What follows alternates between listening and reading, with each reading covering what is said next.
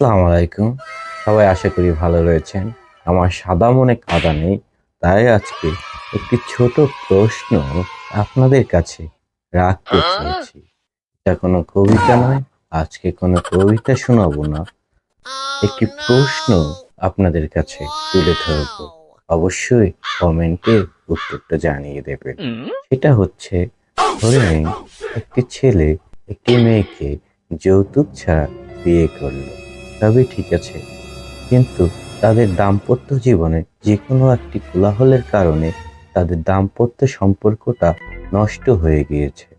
হতেই পারে এখন সেখানে আপনার তাদের বিচ্ছেদ ঘটবে। সবই ঠিক আছে, হয়েই যেতে পারে, কিন্তু বিচ্ছেদ হওয়ার সময় কেন টাকা পয়সা লাগবে? এটাই আমার প্রশ্ন। নারী কিন্তু নারীকে আপনি যতটা ভালোবাসবেন, ঠিক তার ততটাই দাম আপনাকে দিতে হবে।